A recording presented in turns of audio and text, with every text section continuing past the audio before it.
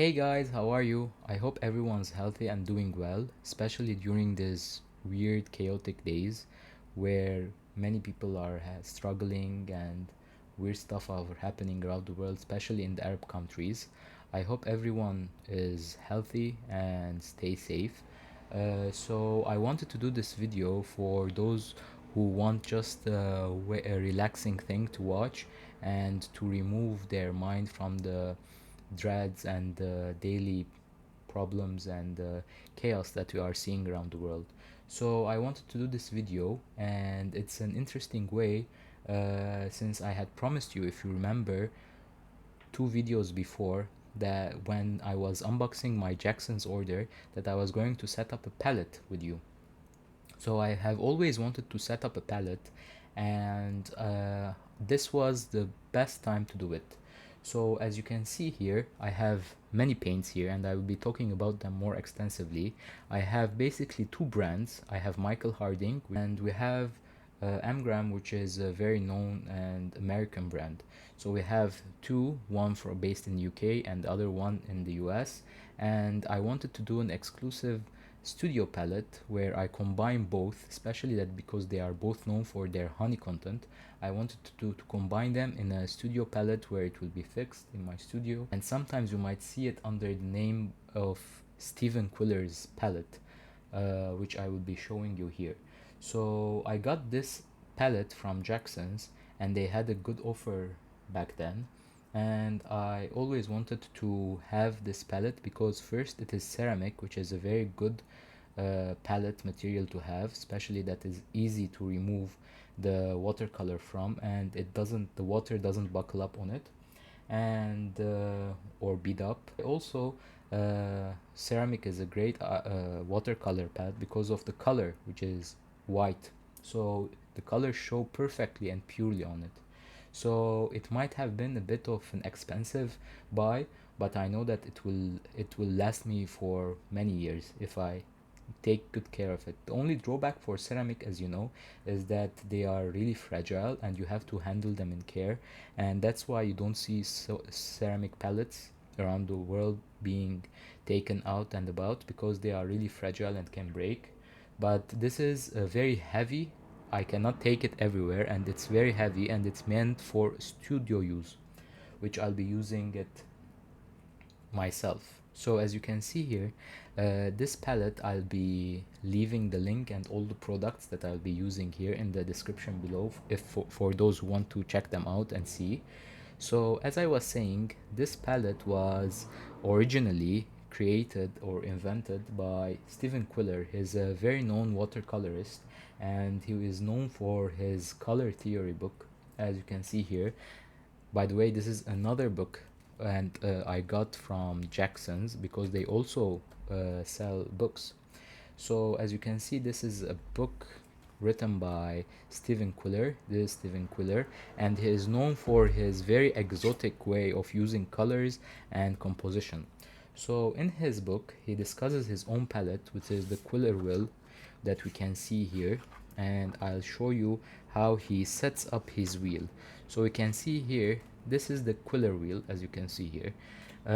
He goes from yellows to the oranges, reds, purples, blues, and greens, and this way he sets them up so that every color that is diametrically opposite to the other color would add up to a perfect complement. Now I will be using the same methodology, and I will use the same idea he discusses in his book to set up my own palette. It will not be exactly the same colors. For example, here phthalo turquoise, for example ultramarine blue. It might be similar, but not exactly the same. I will be setting up my own palette in my own way, because he also describes in his book that not all colors are equal, and each brand has a different naming from what you know. So I will not have the exact same colors as he has mentioned in his book, or because he hasn't mentioned the exact pigments. So I'll be basing my own wheel or my palette on this reference, but I'll be modifying it based on my own needs. But as you can see here, what the Quiller Wheel says is you have to have at this main points, which is 1, 2, and 3, those are, you can see here on my palette, these are the markings, which are like the guide points, which are the three main colors, the primaries.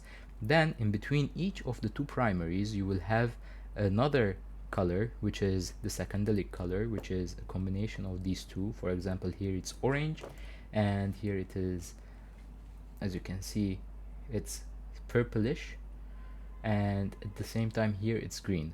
And in between those you will be dividing it more into a warmer and a cooler version of each color. For example, here a warmer orange and a cooler orange. So will be, this is based on a very known color theory, which is complementary colors. And in his books he talks about complementary and split complementaries and different color theories. As you can see, I have read quite some pages from it and taken notes because it's a very great book. But today's video is not about the book itself. It's basically how to combine the book or the wheel, his wheel, with our palette that I'll be setting up. Now I have done tests on my special colors that I have, and I'll have decided to set up my watercolor palette based on basically two main criteria. The first criteria is that all of the colors here that I'll be using, they will be basically honey based, which means they have honey as a humectant, which makes them, the watercolor, more water soluble and easily rewettable, except just one color that I'll be telling you now. And the second important criteria, that to be as versatile as possible, as Quiller in his book says that his palette is versatile, since, you know, each palette has a different use case. So some artists have a special watercolor palette for portraitures, for landscapes or whatsoever, but I want to make a watercolor palette that's very versatile. I can use it for portrait painting, botanicals, for landscape. So these are my two main criteria when I decided to set up the palette here. So now we'll go into the colors that I'll be using in details and tell you what colors I will put where, and then discuss more about the colors. So guys, as you can see here, I have set all the colors in their position and I'll be naming them now. And I have two palettes that I'll be telling you why I have them. So the colors, as you can see here, they are the colors that I'll be going through the pans, and I have all except this special one color, which is from Schmincke. All the other are from Michael Harding and Graham. So the reason I have these two palettes is, I just want to tell you another reason I'm setting up this palette is because, as you can see here, I have a mass of a palette and also another palette which is purely Michael Harding, and it is barely used. So I wanted to combine both of these two palettes inside a one big studio palette where I'll be at least using all the colors that I have, as you can see. So I will not be squeezing all the colors here from the tubes. I'll be removing them from my go-to palette and I'll be placing them here, and for those who I don't have or I have little of color, I will squeeze from the paint so that I'll not be wasting any color.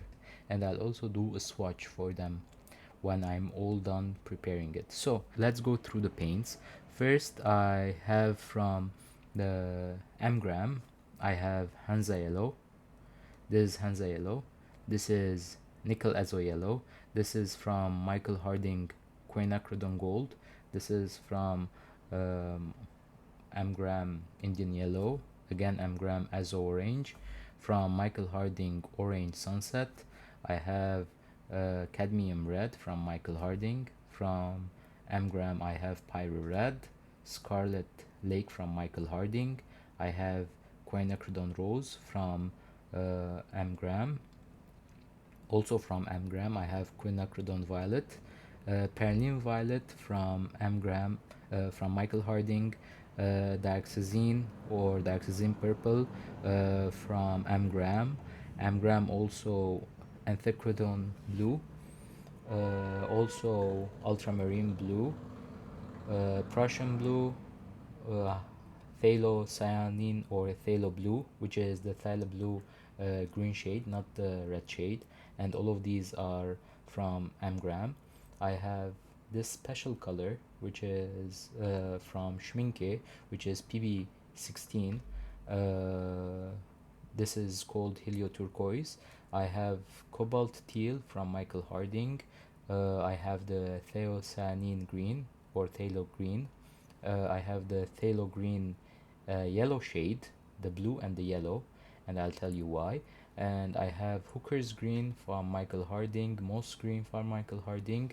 And regarding these three, I'll be placing them here, which is a bit weird for setting up a palette this way, but I would like them to be here since I will be using them as a good mixture for neutrals, with especially with ultramarine blue and also Prussian blue. So I have transparent a transparent yellow iron oxide from Amgram. All of these three are from Amgram. I have the transparent yellow iron, I have the transparent orange iron oxide, and I have the transparent red iron oxide. And I'll be placing them here. For these corners, I decided to go, since in the book it's not well explained or what you use in the corner, but I decided to go as follows.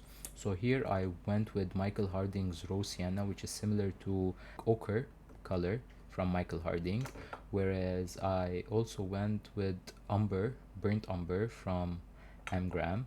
So how I thought about these corners is basically I chose one color that is somehow the darkened version of these colors, and another one which is, I call it the wild card, which is basically a wild card in this. For in this case, the Rose Sienna is, for example, the darkened version of these yellows, whereas the burnt umber is the wild card, which I use it to combine with this to have a very beautiful neutrals, or I can combine them with the yellows to have a very earthy brown. On the other hand, here I have Perylene Maroon from Amgram, and also Potter's Pink from Michael Harding. So the same way, the maroon was the red version or the dark red version of the reds, whereas the Potter's Pink is the wild card here, and I'll use it for convenient mixes to have granulation. And I'll do a separate video for that. I don't want to overload you with the details here, but I'll do a special or separate video for the Potter's Pink and the uses of it. And by the way, Potter's Pink is the only pink color, or Potter's Pink is exclusive to watercolor. You'll not find Potter's Pink in oil or acrylic, so that's unique for watercolor. On the other hand, here I have neutral tint, which is very useful. One of the greatest, or most of the watercolor artists, the known, for example, Alvaro Castagnet, uses a lot of neutral tint. He has his own watercolor from Daniel Smith. So this is somehow the darkened version of a blue, so I decided to put it here. Whereas here I decided to go with the Lapis Lazuli or Lazuli from Michael Harding, and this is a good way to get this granulation in the sky that I want. And I don't want the dark version because, as you know, this is made from lapis, so it's a precious stone and it doesn't have a lot of tinting strength, so I'll be using it for very mild and happy skies, not the dark skies. This is useful. And on the other hand, here I have the two colors, the Perylene green, which is the dark color or the dark green, and here I have the raw umber from Amgram that resembles something that is old and greenish, and you know, this old feeling. So this is a good color to have in the palette.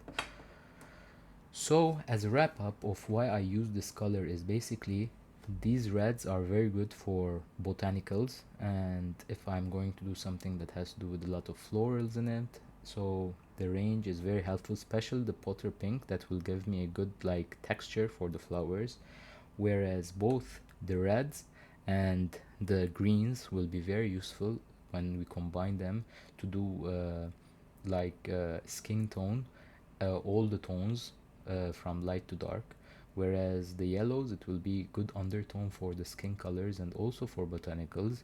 Whereas the blues, the beautiful arrangement of blues, especially this PB16, I placed it here because I need it for seascapes, because it's a very interesting blue. As you can see, I have thought about the colors here, and this is a small painting I did, whereas this is like a mind dump of all the colors that I did. And you have this PB16.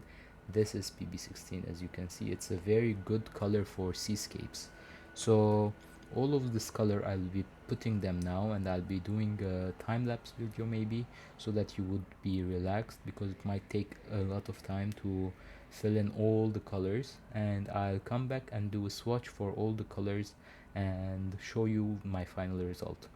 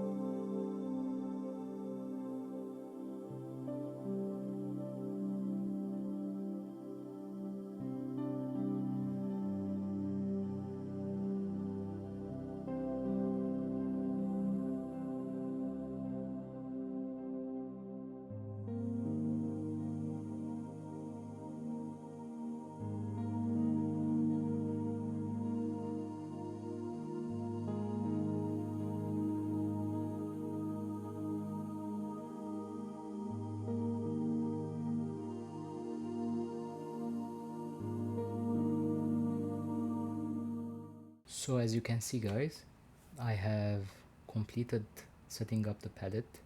It's a bit messy now because I'm going to swatch some colors, and hope you like the process. I'll clean up a bit and I'll be back.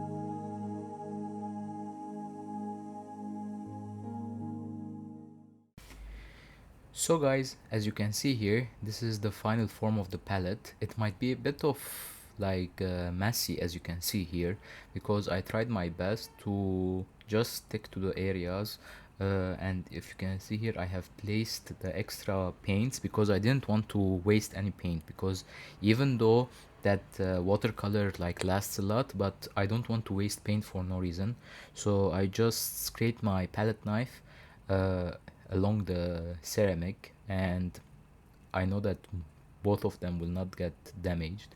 So as you can see here that the colors, I have set them as seen, and the reason why I set them in this orientation, as you can see, and not here, for example, I didn't fill it in the end or in the corner here, because when I'm going to, for example, I have these long brushes, for example these, which are riggers, and I want to take paint outside the pan.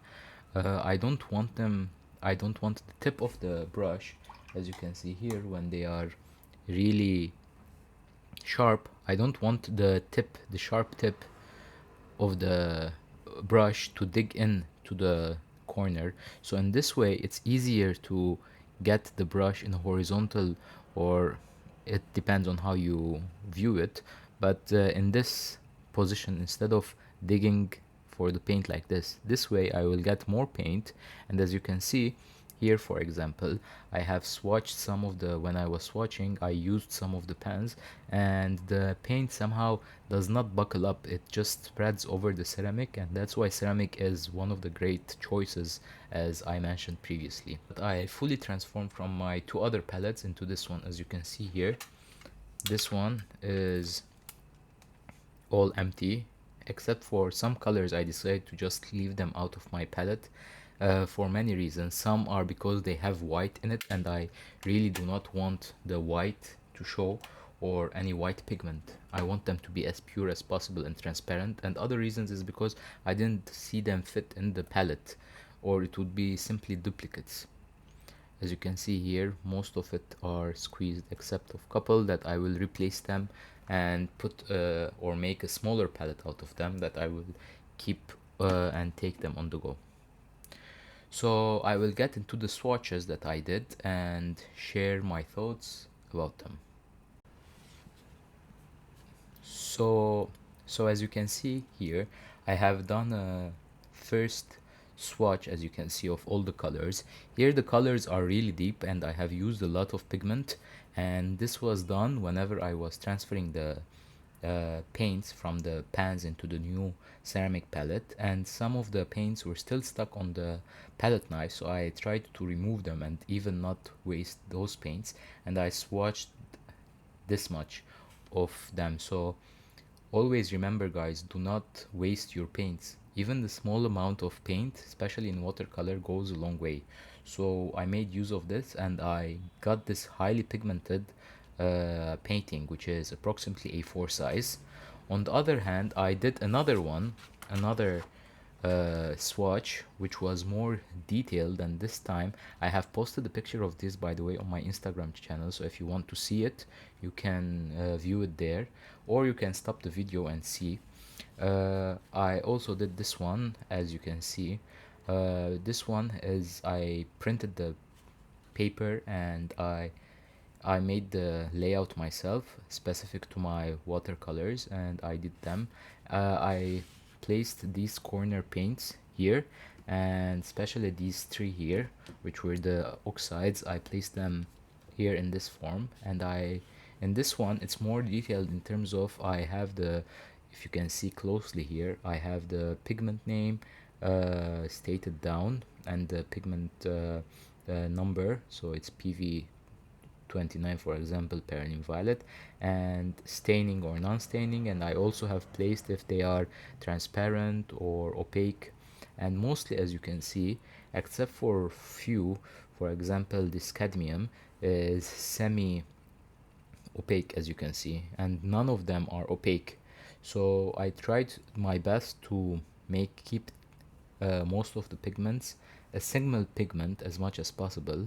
Now there are some that are double pigments or even triple. For example, Hooker's green or neutral tint, as you can see, are three pigments, but I tried to do my best to keep the palette as pure as possible, single pigment. For example, PV29, PV23, PV19, 19, PR254. So most of them are single pigments, except for some which were convenient mixes. I have double or like triple pigments together. So as you can see here, this really makes a very beautiful palette, a mini palette on the go. It's quite muted though, if you can see, but it's a really, it gives a special, like simple or like relaxing vibe. As you can see, the colors are not so vibrant, so they're muted, they're moody, and it's calming. So I hope you liked this video. If you have any other questions, please leave them in the comment section below. And if you have any questions regarding like the pigments, how I printed them, don't hesitate to let me know, either here or on my Instagram channel. I have posted this one and I'll be leaving a link down in my YouTube channel for this specific picture on my Instagram, so that you can read the pigments in more detail that I have noted. And if you have any recommendation for future videos, I will be doing more of like painting tutorials with the new palette, and I'm so excited to use it more. And now that I have this new Quiller Wheel of way of seeing the colors, I will try to also explain it that way. Maybe that will interest some of you considering to get this palette. For me, I really like this palette. I highly recommend it, and I don't think that the price is expensive, especially from Jackson's. Now, the original one, which is sold by Quiller with under the name of Quiller, is quite expensive, but the Jackson's one is relatively cheap for what you get, and it's a good quality ceramic palette. So thank you guys for watching, and as always, if you need anything, I'm here to help you in your watercolor journey. Stay safe, guys. Goodbye.